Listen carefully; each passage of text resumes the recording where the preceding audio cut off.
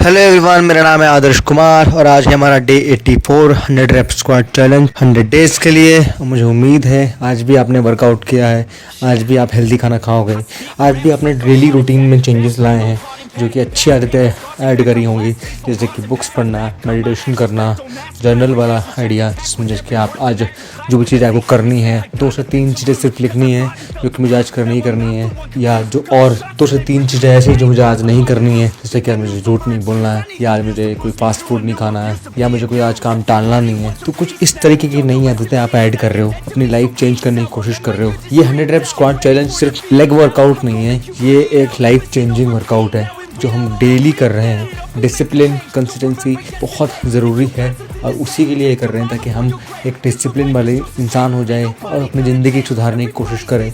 इसीलिए हम डेली एक एक चीज़ को ऐड करने की कोशिश कर रहे हैं और ज़्यादा कुछ नहीं, कोई बड़ी बड़ी चीज़ें नहीं करनी, सिर्फ छोटी छोटी चीज़ें अपने पहले अपने आप को चेंज करना है, उसके बाद आप बाकी सारी चीज़ें सोच सकते हो। तो पहले अपने आप में चेंजेस लाइए, पहले अपनी आदतों में चेंजेस लाइए, क्योंकि जब तक आपकी आदतें नहीं चेंज होगी तब तक आपकी लाइफ चेंज नहीं होगी। खाने की आदतें, आपके सोने की आदतें, आपके फ़ोन चलाने की आदतें, इन सब में चेंजेस लाने पड़ेंगे और अच्छे चेंजेस लाने पड़ेंगे। हर चीज़ का बैलेंस होना बहुत ज़रूरी है, अगर बैलेंस नहीं है तो फिर सारी चीज़ें अनबैलेंस हो जाती हैं।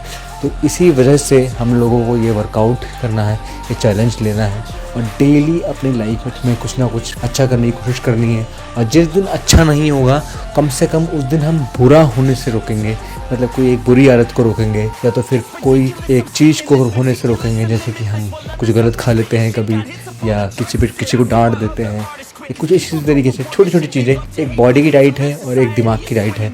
आज हम अपने दिमाग की डाइट पर बात कर रहे हैं और दिमाग की डाइट बुक्स हैं, अच्छे लोगों के पॉडकास्ट या वीडियो हैं। मोटिवेशन वीडियो की मैं बात नहीं कर रहा हूँ क्योंकि मोटिवेशन वीडियो में म्यूज़िक होता है और म्यूज़िक आपको मोटिवेट करता है और मोटिवेशन थोड़े दिनों में गायब हो जाता है।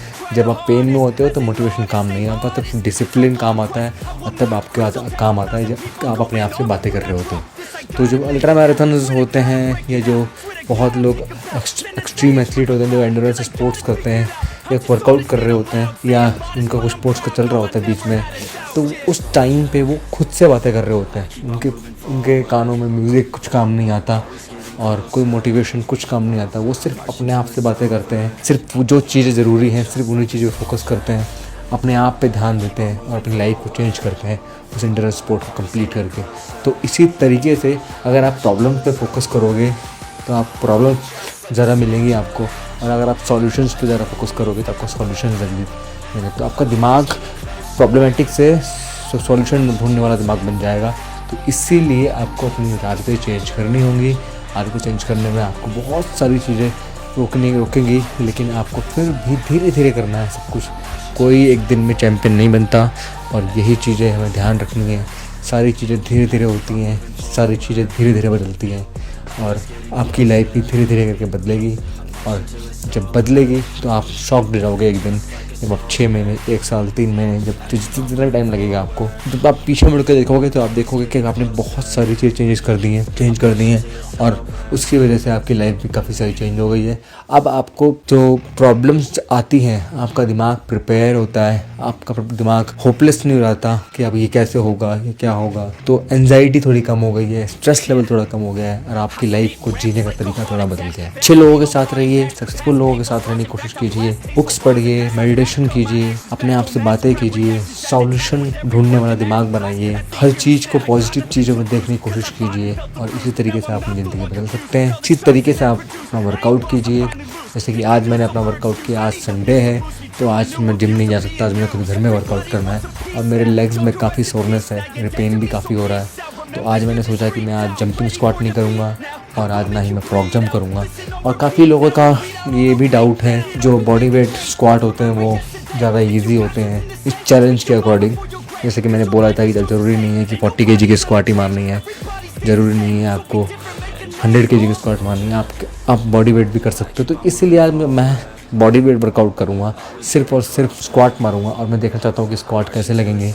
और क्योंकि डिफ़िकल्ट तो होते हैं लेकिन मुझे देखना है, एक्चुअली एक्सपीरियंस करना है कि इस बीच में कैसे होंगे, लोगों के लिए डिफ़िकल्ट है या नहीं, और जब डिफ़िकल्ट होगा तभी करने में मज़ा आएगा। इसीलिए आज मैंने स्टार्ट किया चैलेंज अपना। पहले स्ट्रेचिंग करी मैंने 6 से 5 से 10 मिनट, फिर उसके बाद मैंने अपना वार्म अप किया, on the spot jumping jump किया, 50 तक काउंट किया। फिर उसके बाद मैंने 50 जंपिंग जैक्स किए और फिर मैंने 50 नी टैप करे। ऐसे ऐसे करके मैंने 10 से 15 बार किया इसको। इससे मेरी बॉडी काफ़ी अच्छी खासी वार्म हो गई। फिर उसके बाद मैंने अपने स्क्वाट स्टार्ट करे। तो जब मैंने धीरे धीरे करके मारना शुरू करा, जब मैं 25-30 तक पहुंचा, तब मुझे पता लगा कि बॉडी वेट स्क्वाट भी डिफ़िकल्ट होते हैं जब हम धीरे धीरे करके मारते हैं। तो इसीलिए मैं धीरे धीरे करके करता रहा और मैं पहले सेट में 50 रेप्स ही कर पाया। फिर मैंने इसको रेस्ट किया, स्ट्रेच किया, पानी पिया और फिर मैंने दोबारा इसे स्टार्ट किया। फिर 30 रेप्स के बाद फिर मुझे पेन होना शुरू हुआ, लेकिन मैं धीरे धीरे करके करता रहा और फिर से मैंने 50 रेप्स किया। तो मैंने सोचा कि अब मैं 50 रेप्स के दो सेट और मारूंगा और 200 रेप्स पे इसको एंड करूँगा। और फिर इसी तरीके से मैंने स्टार्ट किया। और जब मैंने थर्ड सेट किया, थर्ड सेट मेरा 25 मारने के बाद मेरे पैर में बहुत ज़्यादा पेन होने लग गया।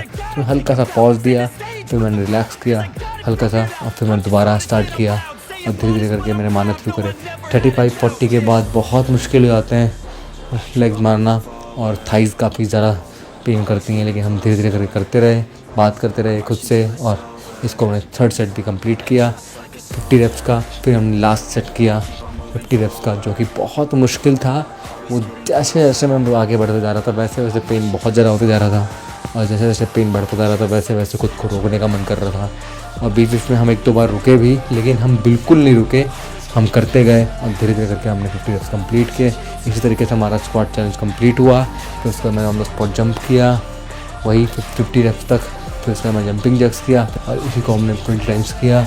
और इस तरीके से हमारा कार्डियो कंप्लीट हुआ और मुझे उम्मीद है आज का वर्कआउट आपका भी कंप्लीट हुआ होगा। आज भी अपना चैलेंज कंप्लीट करा होगा। फिजिकल चैलेंज, मेंटल चैलेंज दोनों आपने कंप्लीट करे होंगे। अब मिलते हैं कल। Thank you so much.